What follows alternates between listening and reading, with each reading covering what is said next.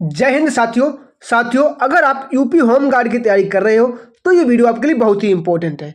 और जो लोग जीके जीएस में बार बार मार्क्स नहीं बना पा रहे हैं तो ये वीडियो आप लोग स्किप मत करना, क्योंकि यही गलती कम से कम 90% बच्चे कर रहे हैं। भाई क्या करते हैं कि बहुत लोग हैं, मतलब बहुत से बच्चे ऐसे हैं जो रोज जीके पढ़ते हैं, लेकिन क्वेश्चन भी याद करते हैं, बट पेपर आने पर उन्हें घंटा प्राप्त होता है, मतलब कन्फ्यूज हो जाते हैं और क्वेश्चन का आंसर गलत टिक करके आते हैं। तो आप हमारे साथ जुड़े रहिए। मैं आपसे वादा करता हूं कि मैं आपको यहाँ पर प्रॉफिट कराने वाला हूं। आपको मैं क्या करूंगा, डेली आपको मेरे अनुसार सिर्फ एक काम करना है। क्या करना है, आपको 1 से लेकर 50 तक नंबरिंग कर लेनी है। जितने प्रश्न सही हैं उसके सामने सही का टिक, और जो गलत है उसके सामने गलत का टिक लगाएं। और बाद में मुझे ये बताएं कि आपने आज कितने प्रश्न सही किए हैं। और साथियों, इस वीडियो में वही प्रश्न है जो बार बार एग्जाम में रिपीट होते हैं। तो पेन और पेपर रेडी कर लीजिए आज की क्लास के लिए। तो आज का हमारा पहला प्रश्न क्या हो जाएगा, सुरक्षा परिषद के अस्थायी सदस्यों की संख्या कितनी है। जो सुरक्षा परिषद होती है उसमें अस्थायी सदस्यों की संख्या पूछ रहा है, तो कितनी, 10 अस्थायी सदस्यों की संख्या होती है। स्थायी कितने, तो स्थायी 5 सदस्य हैं। ठीक है, इंडिया किस में आता है, इंडिया अस्थायी सदस्यों में आता है। अगला क्या साथियों, यहाँ पर हमारा प्रश्न नंबर 2 क्या हो जाएगा, कौन सा अंग पित्तरस स्रावित करता है। कौन सा अंग पित्तरस स्रावित करता है, तो कौन सा करता है, यकृत। यकृत के द्वारा पित्तरस स्रावित होता है। साथियों, इस प्रकार के प्रश्न जो हैं परीक्षा में बहुत इंपॉर्टेंट हैं, तो कृपया क्लास को पूरा देखते रहें। अगला क्या है, पाथवे टू गॉड नामक पुस्तक के लेखक कौन है। ये पुस्तक किसके द्वारा लिखी गई है, तो ये पुस्तक किसने लिखी है, महात्मा गांधी जी के द्वारा लिखी गई है। ऑप्शन नंबर बी बिल्कुल राइट आंसर हमारा हो जाएगा। अगला क्या साथियों, यहाँ पर हमारा प्रश्न नंबर 4 क्या हो जाएगा, रेणुका झील किस राज्य में स्थित है। जो रेणुका झील है ये किस राज्य में स्थित है, तो कहाँ, ये हिमाचल प्रदेश में हो जाएगी। ऑप्शन नंबर डी बिल्कुल राइट आंसर हमारा हो जाएगा। अगला क्या साथियों, यहाँ पर हमारा प्रश्न नंबर 5 क्या कह रहा है, किस ग्रह के सबसे अधिक उपग्रह हैं। ऐसा कौन सा ग्रह है जिसके सबसे अधिक उपग्रह हैं, तो कौन सा है, शनि। ऑप्शन नंबर सी बिल्कुल राइट आंसर करेगा, शनि ग्रह के सर्वाधिक उपग्रह हैं। अगला क्या है, यहाँ पर हमारा प्रश्न नंबर 6 क्या कह रहा है, 2011 की जनगणना के अनुसार किस राज्य का जनसंख्या घनत्व सबसे अधिक है। सबसे अधिक जनसंख्या घनत्व किस राज्य का है, तो ये इसका, ये बिहार का हो जाएगा। ऑप्शन नंबर सी बिल्कुल राइट आंसर हमारा हो जाएगा। साथियों, जितने भी प्रश्न हैं सारे के सारे एग्जाम से रिपीटेड प्रश्न हैं, मतलब जो हर बार यूपी लेखपाल, यूपी एसआई, यूपी पुलिस में पूछे गए हैं, मैं वही प्रश्न आपके सामने लेके आता हूँ। अगला क्या है, प्रश्न नंबर 7, भारत में पहली पूर्ण जनगणना किस वर्ष हुई थी। भारत में पहली बार जो पूर्ण जनगणना है ये कब हुई थी, तो कब, 1881 में हुई थी। ऑप्शन नंबर जो बी है बिल्कुल हमारा राइट आंसर हो जाएगा। अगला क्या साथियों, यहाँ पर हमारा प्रश्न नंबर 8 क्या हो जाएगा, रिवॉल्वर का आविष्कार किसने किया था। जो रिवॉल्वर है इसका आविष्कार किसने किया था, तो किसने, रॉबर्ट पियरे। जो रॉबर्ट पियरे हैं, option number A right answer हो जाएगा, इन्होंने रिवॉल्वर का आविष्कार किया था। अगला क्या यहाँ पर हमारा प्रश्न नंबर 9 क्या कह रहा है, फोटोन की खोज किसने की थी। फोटोन की खोज किसके द्वारा की थी या किसने की थी, तो किसने, अल्बर्ट आइंस्टीन ने फोटोन की खोज की थी। ऑप्शन नंबर बी हमारा बिल्कुल राइट आंसर हो जाएगा। अगला क्या साथियों, यहाँ पर हमारा प्रश्न नंबर 10 क्या कह रहा है, विक्रम साराभाई अंतरिक्ष केंद्र कहाँ स्थित है। विक्रम साराभाई अंतरिक्ष केंद्र कहाँ स्थित है, 10 का आंसर क्या जाएगा, तिरुवनंतपुरम। ऑप्शन नंबर ए बिल्कुल राइट आंसर क्या जाएगा, तिरुवनंतपुरम में स्थित है। अगला क्या साथियों, यहाँ पर हमारा प्रश्न नंबर 11 क्या कह रहा है, यूएनओ के कितने अंग होते हैं। यूएनओ के कितने अंग हैं, तो कितने, यूएनओ को 6 अंग हैं। ऑप्शन नंबर बी बिल्कुल राइट आंसर हो जाएगा साथियों। अगला क्या यहाँ पर हमारा प्रश्न नंबर 12 क्या कह रहा है, संयुक्त राष्ट्र संघ में कब शामिल हुआ। भारत संयुक्त राष्ट्र संघ में कब शामिल हुआ, तो कब, 1945 में भारत संयुक्त राष्ट्र संघ में शामिल हुआ था। ऑप्शन नंबर सी बिल्कुल राइट आंसर हमारा हो जाएगा। अगला क्या साथियों, यहाँ पर हमारा प्रश्न नंबर 13 क्या हो जाएगा, राष्ट्रीय पोषण संस्थान कहाँ स्थित है। राष्ट्रीय पोषण संस्थान ये कहाँ स्थित है, हैदराबाद में है। ऑप्शन नंबर बी बिल्कुल राइट आंसर है क्या, हैदराबाद। साथियों, अगर आपको वीडियो अच्छा लग रहा है और प्रश्न अच्छे लग रहे हैं तो कृपया वीडियो को लाइक कर दें और अपने दोस्तों के पास क्लास को जरूर शेयर कर दें। अगला क्या है, अंतर्राष्ट्रीय न्यायालय का मुख्यालय कहाँ है। जो अंतर्राष्ट्रीय न्यायालय है इसका मुख्यालय कहाँ है, तो कहाँ, द हेग। और ये कहाँ है, नीदरलैंड में। कहाँ, नीदरलैंड में हो जाएगा। अगला क्या है, यहाँ पर हमारा प्रश्न नंबर 15 क्या हो जाएगा, पहले सार्क शिखर सम्मेलन कहाँ हुआ था। जो पहला सार्क शिखर सम्मेलन है ये कहाँ हुआ था, कब हुआ था, तो कहाँ, 1985 में हुआ था। 1985 में हुआ था। ऑप्शन नंबर बी सी बिल्कुल राइट आंसर हमारा हो जाएगा। अगला क्या साथियों, यहाँ पर हमारा प्रश्न नंबर 16, माले किस देश की राजधानी? जो माले है ये किस देश की राजधानी? किसकी? मालदीव की हो जाएगी, माले। ऑप्शन नंबर सी जो है बिल्कुल हमारा राइट आंसर साथियों हो जाएगा। अगला क्या है यहाँ पर हमारा प्रश्न नंबर 17 क्या हो जाएगा? गोल्डन लैंड किस देश का लोकप्रिय नाम है? मतलब जो नहीं, गोल्डन लैंड ये मतलब सुनहरी भूमि, सुनहरी भूमि हिंदी में लिखे आ सकता है, सुनहरी भूमि। ये किस देश का लोकप्रिय नाम है? तो किसका? ये म्यांमार का हो जाएगा। क्या? म्यांमार। ऑप्शन नंबर सी बिल्कुल राइट आंसर हमारा हो जाएगा। अगला क्या यहाँ पर हमारा प्रश्न नंबर 18 है, क्या कह रहा है? भारत का कौन सा पड़ोसी देश दुनिया का पहला पूर्ण जैविक देश बन गया है? पूर्ण जैविक देश कौन सा बन गया है? तो कौन सा? भूटान बन गया है। ऑप्शन नंबर सी बिल्कुल राइट आंसर हो जाएगा, भूटान। अगला क्या यहाँ पर हमारा प्रश्न नंबर 19 क्या कह रहा है? हिमालय की सबसे ऊंची चोटी कौन सी है?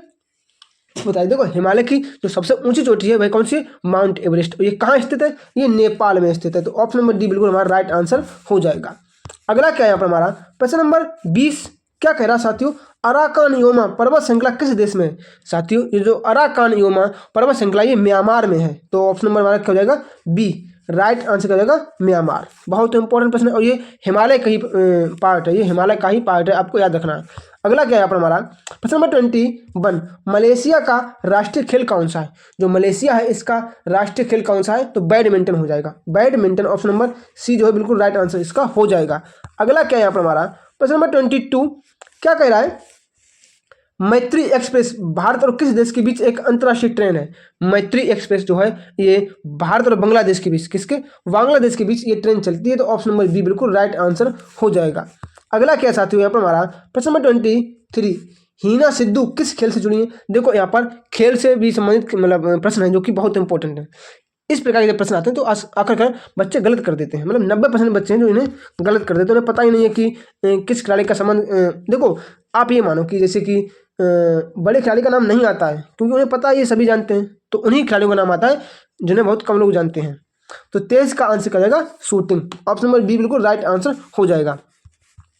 अगला क्या है यहाँ पर हमारा प्रश्न नंबर 24, बुल्स आई शब्द का प्रयोग किस खेल में किया जाता है? जो बुल्स आई शब्द है इसका प्रयोग किस खेल में किया जाता है? तो कहाँ करते हैं? शूटिंग में करते हैं। ऑप्शन नंबर ए बिल्कुल राइट आंसर क्या हो जाएगा? शूटिंग।